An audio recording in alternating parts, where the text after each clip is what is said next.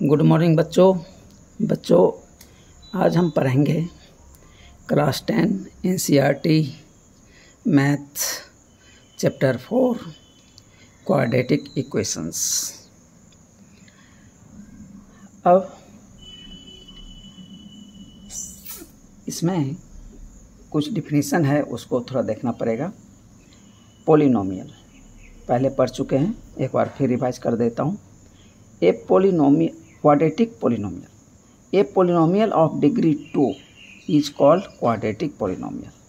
कहता है ऐसा पॉलिनोमियल जिसका की हायर पावर कितना हो, 2 हो, वो क्या कहलाएगा, quadratic polynomial. P x is equal to a x square plus b x plus c is a quadratic polynomial where a not is equal to 0। कहता है ये 0 नहीं होना चाहिए, यदि ये 0 हो गया तो ये पार्ट पूरा 0 हो जाएगा, तब ये जो है x पे पावर 1 आ जाएगा, तो 2 पावर नहीं रहेगा तो क्वाड्रेटिक ना हो पाएगा, तब ये हो जाएगा लाइनियर पॉलिनोमियल। अब कहता है एक पॉलिनोमियल और एक इक्वेशन में क्या अंतर होता है। यदि a x square plus b x plus c केवल इतना ही लिखा हो तो ये पॉलिनोमियल है। यदि इतना बराबर 0 लिख दे तो ये हो गया quadratic equation. That is p x is equal to 0, यानी पी एक्स बराबर क्या है, a x square plus b x plus c बराबर 0 is called a quadratic equation. अब आप समझ गए होंगे क्वाड्रेटिक पॉलिनोमियल और क्वाड्रेटिक इक्वेशन में क्या अंतर है। A x square b x plus c बराबर 0 where a not is equal to 0 and इसका जो कोफिशिएंट है और कांस्टेंट टर्म है a b c belongs to R, R मतलब रियल नंबर्स। अब रियल नंबर पहला ही चैप्टर में आपने पढ़ा है, वो नंबर जो आप सोच सकते हैं, सारा नंबर क्या है, वो रियल नंबर है, चाहे बटा के फॉर्म में हो, चाहे डेसिमल में हो, चाहे रूट में हो, तो वो सारे क्या है, रियल नंबर्स हैं। लेकिन अब यदि रूट के अंदर माइनस हो, जैसे रूट अंडर -2 -9, तो ये सब क्या है, इमेजिनरी है, वो रियल नंबर नहीं है। ठीक है। अब कहता है कोफिशिएंट तो क्या हो गया, रियल नंबर्स ही होना चाहिए। यदि इमेजिनरी नंबर हो गया तो वो फिर क्वाड्रेटिक इक्वेशन नहीं होगा। Power will be whole numbers, power जो है वो होल नंबर ही होना चाहिए, लेकिन यहाँ पे पार्टिकुलर पावर ही होगा, पावर 2 होगा। ठीक है। Higher but here highest power will be 2 for quadratic equation. Quadratic equation के लिए हाईएस्ट पावर कितना होना चाहिए, 2, और मिनिमम भी 2 ही होना चाहिए, मतलब 2 फिक्स है। यदि 2 नहीं है तो वो क्वाड्रेटिक इक्वेशन नहीं है। अब कहता है स्टैंडर्ड फॉर्म इसका क्या होता है क्वाड्रेटिक इक्वेशन का, a x square plus b x plus c बराबर 0, ए नॉट इजकल टू 0। अब इमेजिनरी नंबर का मैंने लिख दिया है यहाँ पे एग्जाम्पल, ताकि आपका कन्फ्यूजन दूर हो जाए। रूट अंडर -2, रूट अंडर -4, आई बराबर क्या होता है, रूट अंडर -1, तो आई स्क्वायर बराबर क्या हो जाएगा, इस पे पावर 2, तो मतलब -1। 2i ये सब इमेजिनरी नंबर है।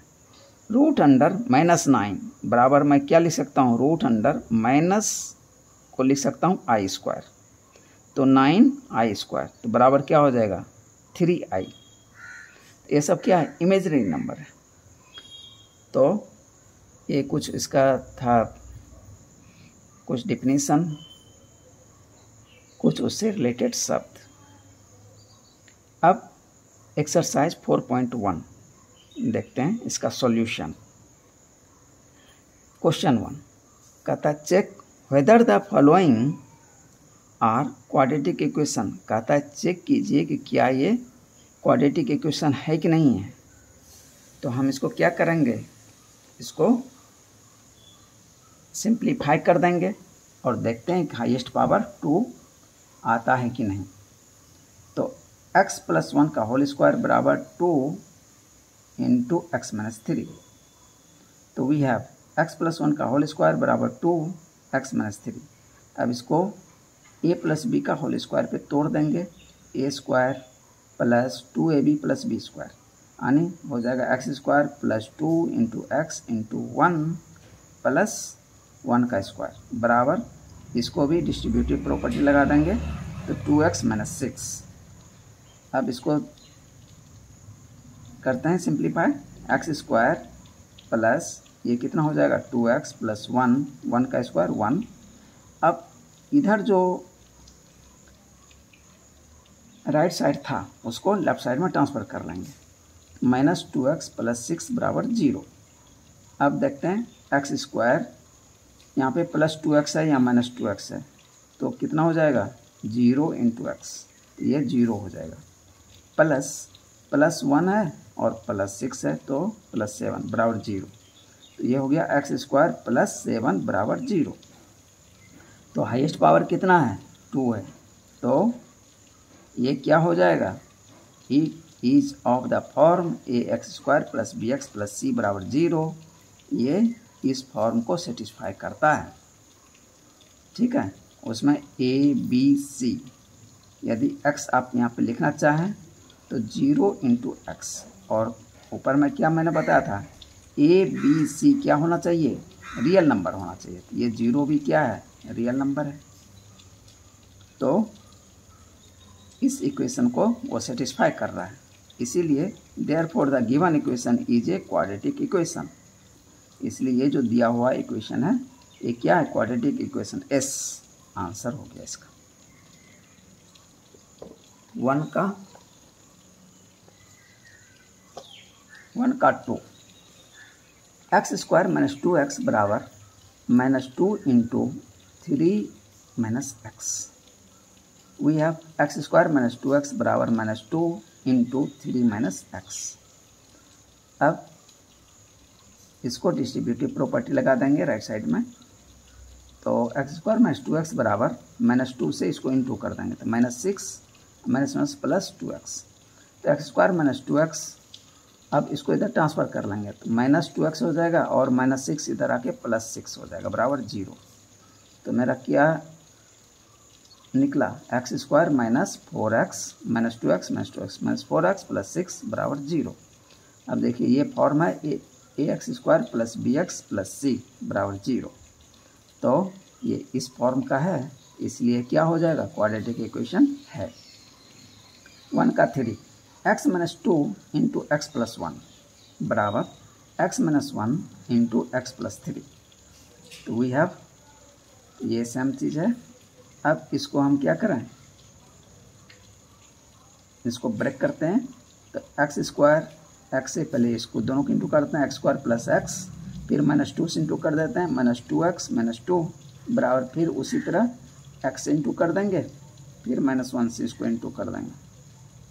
अब फिर राइट साइड वाले को लेफ्ट साइड में ट्रांसफ़र कर देंगे, तो क्या मुझे मिल जाएगा, एक्स स्क्वायर ये माइनस एक्स माइनस 2, अब इधर से एक्स स्क्वायर इधर आ जाएगा, माइनस एक्स स्क्वायर ये माइनस 2x, और ये माइनस 3 इधर आएगा तो प्लस 3 बराबर 0। तो अब एक्स स्क्वायर प्लस है और एक्स स्क्वायर माइनस है तो कितना हो जाएगा, 0x स्क्वायर, मतलब ये पार्ट 0 हो गया, ठीक है। माइनस, अब यहाँ पे माइनस x है, यहाँ माइनस 2x है, तो कितना हो जाएगा, माइनस 3x, यहाँ पे माइनस 2 है और ये प्लस 3 है तो प्लस 1 बराबर 0।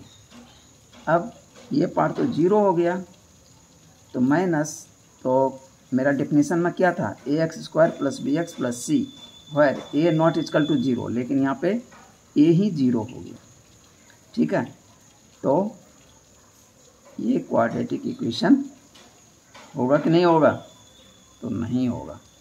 तो माइनस 3x प्लस 1 बराबर 0, it is not of the form of a x square plus b x plus c बराबर 0, hence given equation is not a quadratic equation. Answer क्या आएगा, नो। अब 1 का चौथा, x minus 3 into 2x plus 1 बराबर x into x plus 5। अब इसको break कर देंगे और इधर ये भी ब्रेक करेंगे, तो देखते हैं क्या मिलता है। पहले इस x से इसको इंटू कर दिया, फिर -3 से इसको इंटू कर दिया, और फिर बराबर करके x से इस दोनों को इंटू कर दिया, फिर इसको ट्रांसफ़र कर लिया। तो मुझे क्या मिल गया, तो 2x² प्लस x -6x -3 बराबर x² प्लस 5x। अभी x² प्लस 5x को ट्रांसफ़र कर लेंगे, तो मुझे मिल जाएगा 2x² - 5x - 3 -x² - 5x बराबर 0। अब इसको देखते हैं, 2x² है, यहाँ -x², तो कितना आ गया, x² - 5x - 5x -10x और -3 बराबर 0। अब देखिए ये क्या है, ax² plus bx plus c का फॉर्म है, तो ये क्या हो जाएगा, s। तो गिवन इक्वेशन क्या है, क्वाड्रेटिक इक्वेशन है।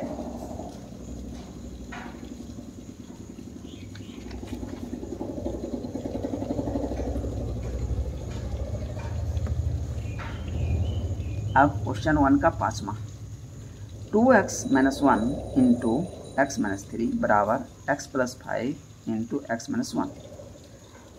अब इस दोनों को इंटू कर देंगे, बराबर इस दोनों को इंटू कर देंगे, फिर इधर वाले को ट्रांसफ़र इधर कर लेंगे, फिर प्लस माइनस कर लेंगे, देखते हैं क्या मिलता है।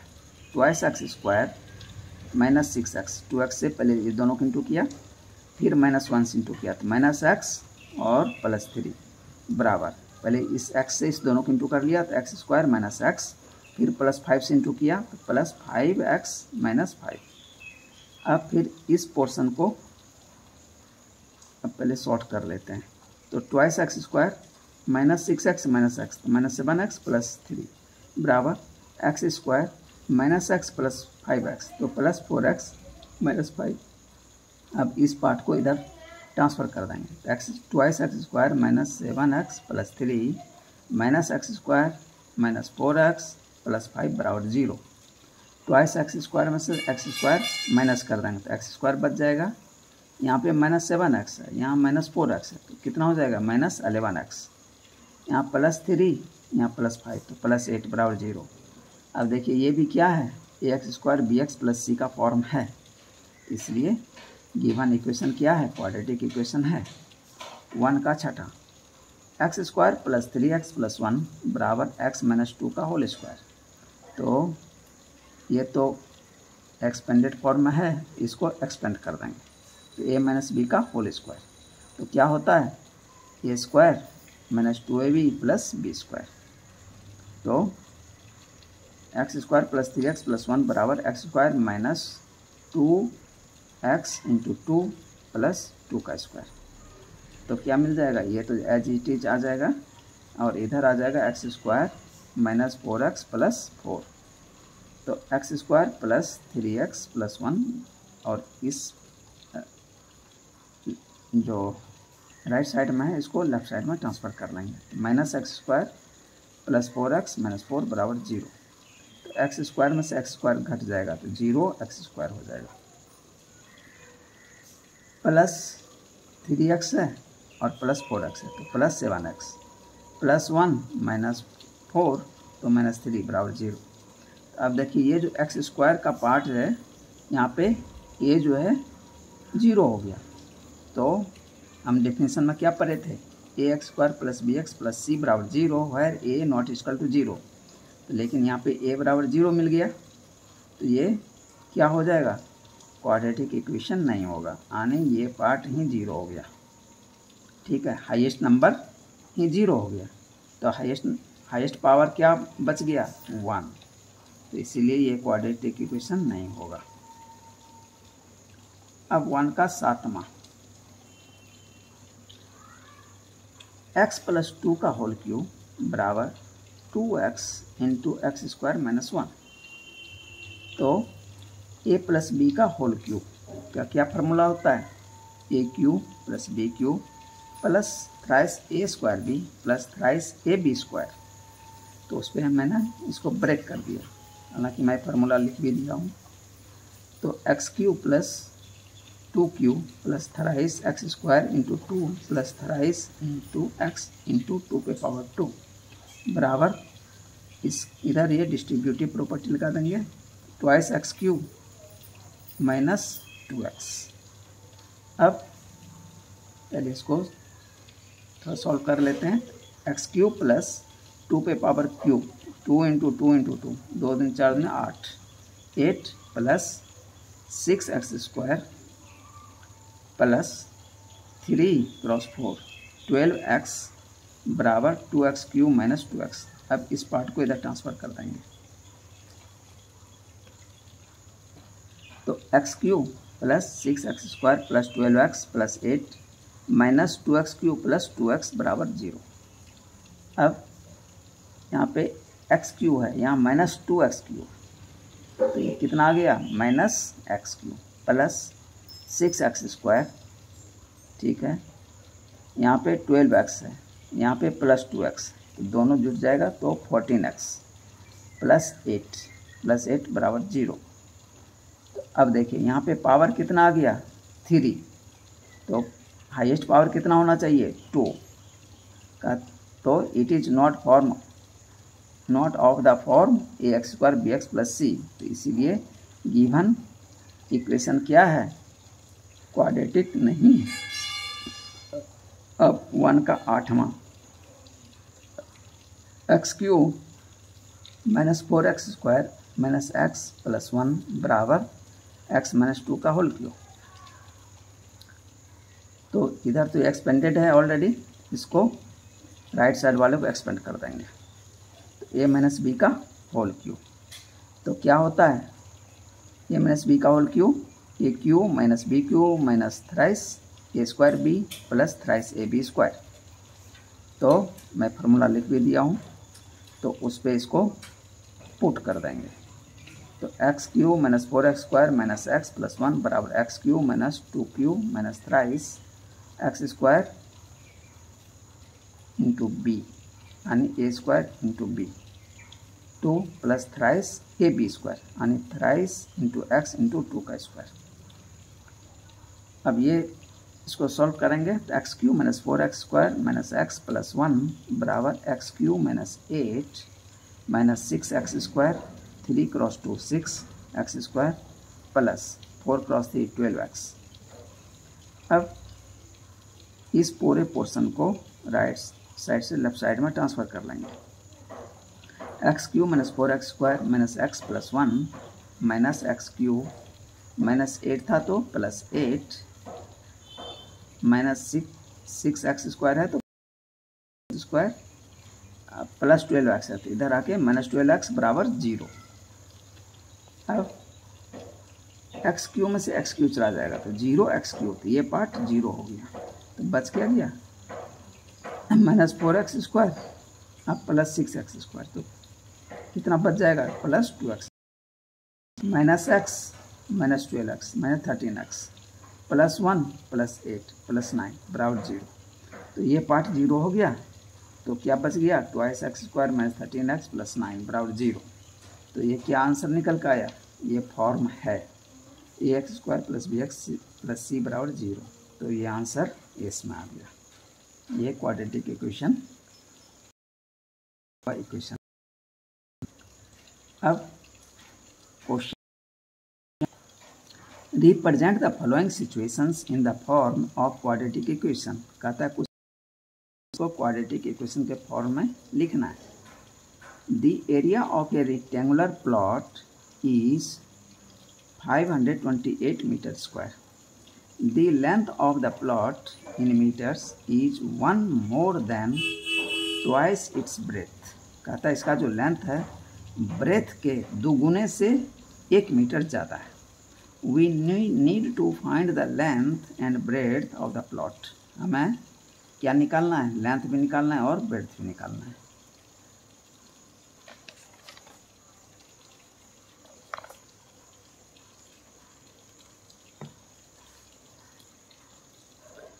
अब देखिए यहाँ पे ध्यान हमें ये देना है, क्वाड्रेटिक इक्वेशन में वेरिएबल एक ही x है।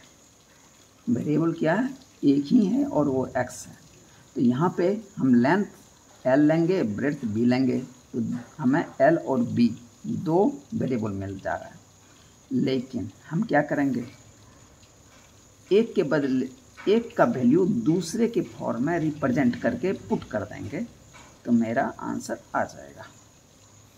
तो हम ब्रेड्थ क्या करेंगे, x मान लेंगे, ठीक है। इसलिए लेंथ कितना हो जाएगा, 2 ब्रेड्थ के 2 गुने से 1 ज़्यादा है, तो लेंथ बराबर 2x + 1 कितना मीटर हो गया। एरिया कितना हो जाएगा, प्लॉट ABCD एक क्या है, रेक्टेंगुलर प्लॉट है, तो लेंथ क्रॉस ब्रेड्थ तो दिया हुआ कितना है 528 मीटर स्क्वायर। लेंथ कितना है 2x + 1 और ब्रेड्थ कितना है x, तो 528 बराबर 2x² + x। अब इसको इधर ट्रांसफ़र कर देंगे, 528 - 2x² - x बराबर 0।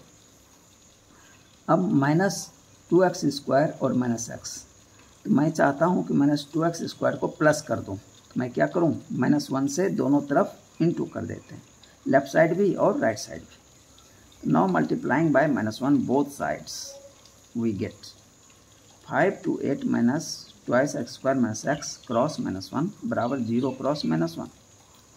तो 528 प्लस था तो ये माइनस हो जाएगा, -528, और ये जो दोनों माइनस है तो माइनस इंटू होने के बाद प्लस हो जाएगा, प्लस 2x² + x बराबर 0 क्रॉस -1, तो 0 ही हो रह जाएगा वो। तो मेरा ये इक्वेशन क्या निकल के आया, 2x² + x - 528 बराबर 0, मेरा ये फॉर्म निकल के आया, ठीक है। अब यदि लेंथ और ब्रेड्थ निकालना है तब मुझे क्या करना पड़ेगा, तब x का वैल्यू निकालना पड़ेगा, चाहे फैक्टराइजेशन मेथड से निकालिए, चाहे एलिमिनेशन मेथड से, चाहे सब्स्टिट्यूशन मेथड से। तो अब देखिए क्या वो लगेगा, यहाँ पे थोड़ा ब्रेन लगाइए, नहीं लगेगा, तो फैक्टराइजेशन मेथड ही लगेगा, ठीक है। या आगे पढ़ेंगे चैप्टर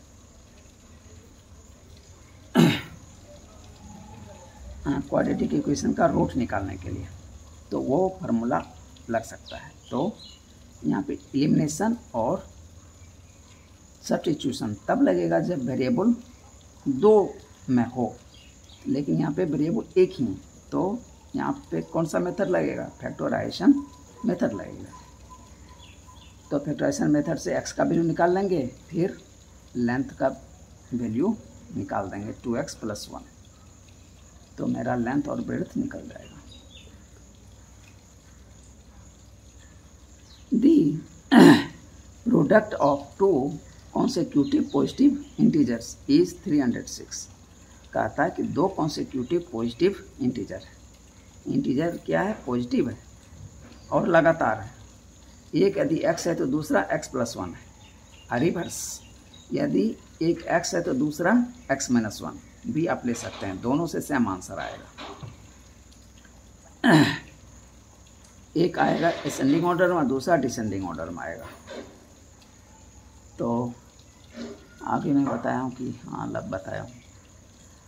तो पहले हम ले लेते हैं, let the positive integer be x से स्मॉलर। यदि हम x को स्मॉलर पॉजिटिव इंटीजर लेते हैं तो लगातार कॉन्सेक्यूटिव बिगर इंटीजर क्या हो जाएगा, x + 1।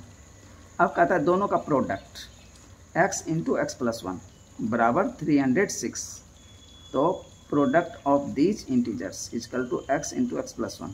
तो ये जो प्रोडक्ट दिया हुआ है 306 बराबर x × x + 1, 306 बराबर x² + x, इसको ब्रेक कर दिया। अब इसको इधर ट्रांसफ़र कर लीजिए, 306 - x² - x बराबर 0। अब -1 से दोनों तरफ इंटू कर देंगे, तो ये जो x² है ये प्लस हो जाएगा और ये x भी प्लस हो जाएगा।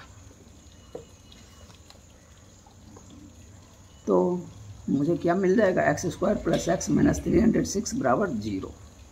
तो यही मेरा आंसर हो गया। वैल्यू निकालना नहीं बोला है, यदि वैल्यू निकालने के लिए कहेगा तो इसको फैक्टराइजेशन मेथड से स्प्लिट मिडिल टर्म आपने पढ़ा है, उस मेथड से इसको फैक्टराइज कर देंगे। तो मैं इसका वैल्यू निकाल सकता हूँ। नॉट, जस्ट इसका reverse, let the bigger positive integer be x. यदि बिगर पॉजिटिव इंटीजर एक्स लेते हैं, then the smaller consecutive positive integer क्या हो जाएगा, एक्स माइनस वन। अब दोनों का प्रोडक्ट कर देंगे, तो सेम वे 306 बराबर x square minus x, x square minus x बराबर 306, x square minus x minus 306 बराबर 0। अब कहता है सी द डिफरेंस। अब इसमें डिफरेंस देखेंगे तो इन फर्स्ट केस x का वैल्यू आएगा 17 एंड 18। अब स्टूडेंट केस में क्या आएगा, x का वैल्यू 18 और 17। पहला वैल्यू x था और x प्लस 1 था, असेंडिंग ऑर्डर हो गया। इसमें पहला वैल्यू बिगर था x और x माइनस 1 था, तो ये डिसेंडिंग ऑर्डर में मुझे आंसर मिलेगा, लेकिन दोनों ही सही है। क्वेश्चन 2 का 3। Rohan's mother is 26 years older than him. कहता है रोहन की माँ जो है 26 साल बड़ी है रोहन से। The product of their edges in years 3 years from now will be 360। कहता है कि दोनों के एज का प्रोडक्ट अभी से 3 साल बाद जो है वो 360 है। We would like to find Rohan's present age. तो हमें रोहन का प्रेजेंट एज निकालने हैं। Let Rohan's present age be x years. हम मान लेते हैं कि रोहन का प्रेजेंट एज क्या है, एक्स ईयर्स।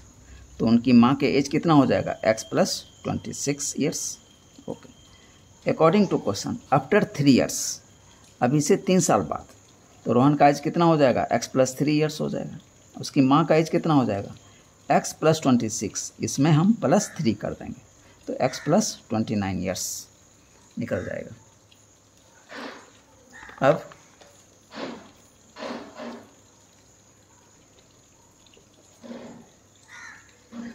आफ्टर 3 years कहता है, क्वेश्चन में क्या दिया है, आफ्टर 3 years प्रोडक्ट। तो आफ्टर 3 years प्रोडक्ट कितना है of their edges will be, तो रोहन का एज x प्लस 3 हो गया और मदर का x प्लस 29, इन दोनों को इनटू कर देंगे। It is equal to 360। ये जो है ये दोनों प्रोडक्ट जो है 360 के बराबर है। So x plus 3 into x plus 29 is equal to 360। अब इस दोनों को इनटू कर देते हैं। पहले x से इस दोनों को इंटू करेंगे तो एक्स स्क्वायर प्लस 29x, अब प्लस 3 से इंटू कर देंगे तो 3x प्लस 3 क्रॉस 29 बराबर 360। अब इसको सॉल्व कर देते हैं तो x square plus 29x plus 3x कितना आ गया, 32x प्लस 29 क्रॉस 3 तो 87 बराबर 360। अब 360 को राइट साइड से ट्रांसफ़र कर लेंगे लेफ्ट साइड में, तो x square plus 32x plus 87 minus 360 बराबर 0। तो अब यहाँ पे 87 प्लस है माइनस 360 है, तो माइनस साइन के साथ मेरा वैल्यू मिलेगा x square plus 32x minus 273 बराबर 0। तो मेरा यही इक्वेशन निकल के आया। अब यदि बोलता है क्वेश्चन में कि आपको उसका वैल्यू निकालना है, तो स्प्लिट मिडिल टर्म मेथड से हम इसका फैक्टराइज कर देंगे, x का वैल्यू मुझे मिल जाएगा। 2 का 4 कहता है a train travels a distance of 480 kilometre at a uniform speed. कहता है एक ट्रेन है, वो कितना डिस्टेंस ट्रेवल करता है, 480 किलोमीटर करता है और स्पीड क्या है, यूनिफॉर्म है, मतलब एक जैसे स्पीड रहता है। If the speed had been 8 kilometre less, कहता है कि यदि स्पीड को घटा दिया जाए 8 किलोमीटर प्रति घंटा, then it would have taken 3 hours more to cover the same distance. तो पहले जिस स्पीड से जा रहा था 480 किलोमीटर कवर किया, जितने घंटे में गया, अब यदि 8 किलोमीटर प्रति घंटा स्पीड घटा के चलेगा फिर इतना ही डिस्टेंस, तो 3 घंटा ज़्यादा लेगा। ठीक है, तो स्पीड घट जाएगा तो टाइम ज़्यादा लेगा, तो 3 घंटा मोर टाइम लेगा। We need to find the speed of the train. Okay, हम मान लेते हैं let the speed of the train be x kilometre per hour. Then t1 time, चूँकि 2 निकालने पड़ेंगे, एक x की स्पीड से जा रहा है वो, दूसरा x - 8 की स्पीड से जा रहा है वो, और दोनों का डिफरेंस कितना होना चाहिए? 3 आवर्स। तो t1 time taken is equal to distance by speed, इसलिए t1 बराबर कितना हो जाएगा? 480 डिवाइडेड बाय x, इतना आवर, इक्वेशन 1 हो गया। As per question speed reduced by 8 kilometre per hour, so new speed कितना हो जाएगा? x - 8 kilometre per hour. अब इस स्पीड से देखते हैं कितना घंटा लगता है सेम डिस्टेंस ट्रेवल करने में, तो इसको टाइम t2 ले लेते हैं। t2 time taken to travel 480 kilometre is equal to distance बटा न्यू स्पीड, तो इसलिए t2 बराबर कितना हो जाएगा? 480 डिवाइडेड बाय x - 8 आवर, ये इक्वेशन 2 हो गया। अब देखिए t1 बड़ा होगा कि t2 बड़ा होगा, मतलब किसमें ज़्यादा टाइम लगेगा? जिसमें कम स्पीड से चलेगा उसमें टाइम ज़्यादा लगेगा। तो we have t2 greater than t1, तो t2 का वैल्यू ज़्यादा होगा t1 से, इसीलिए t2 - t1 बराबर 3 आवर्स गिवन। अब t2 का वैल्यू जो निकाले हैं वो पुट कर देंगे, तो 480 divided by x - 8 minus t1, 480 divided by x बराबर 3। अब 480 यहाँ भी है, 480 यहाँ भी, इसको कॉमन ले लेते हैं, तो 480 कॉमन ले लिया तो बच गया ब्रैकेट के अंदर 1/x - 8 माइनस 1/x बराबर 3, तो 480 बटे x - 8 into x - 8 into x, तो क्या यहाँ पे आ जाएगा? x - 8 कट जाएगा, इसे डिवाइड करेंगे इसको तो बच जाएगा x इंटू 1, तो x माइनस, ये माइनस दे दिया। अब इस x से इसको डिवाइड करेंगे तो x कट जाएगा तो x - 8 बच जाएगा, तो ब्रैकेट के अंदर x - 8 बराबर 3। अब इस 3 से देखिए 480 कट जाएगा, 16 3 जा 48 होता है, तो 160 से ये कट जाएगा।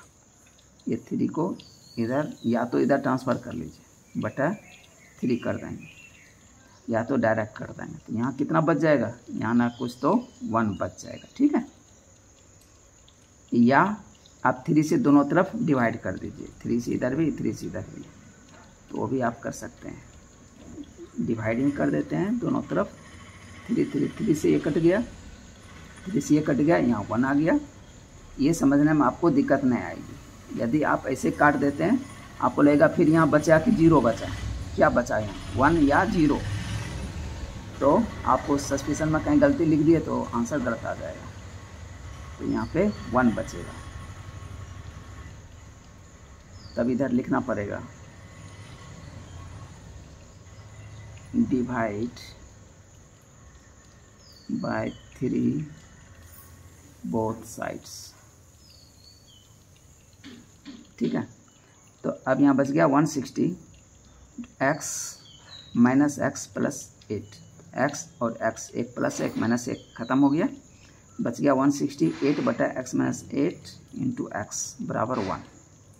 तो अब 8 इंटू 160 बराबर इस पोर्शन की, यहाँ पे डिवीजन है तो इधर आके इंटू हो जाएगा, तो 1 into x minus 8 into x.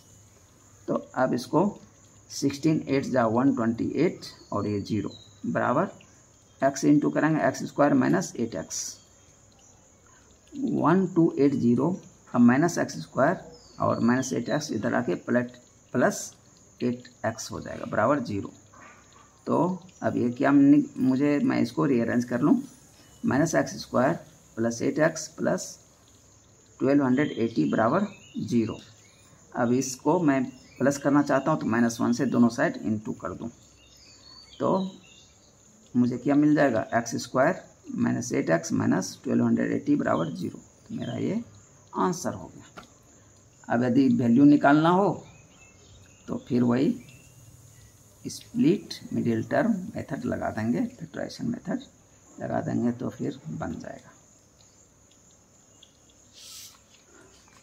तो बच्चों ये एक्सरसाइज यहीं ख़त्म हो गया। दरअसल आप लोगों को मैं इसका वैल्यू, सबका वैल्यू भी निकाल देता, लेकिन आप लोगों के बुक में जो आंसर दिया है ना उसमें वैल्यू नहीं निकाला है, केवल इक्वेशन तक ही छोड़ा है। ठीक है, तो इसलिए मैंने भी इक्वेशन तक ही छोड़ दिया। ओके बच्चों, अब मिलते हैं अगले वीडियोज़ में।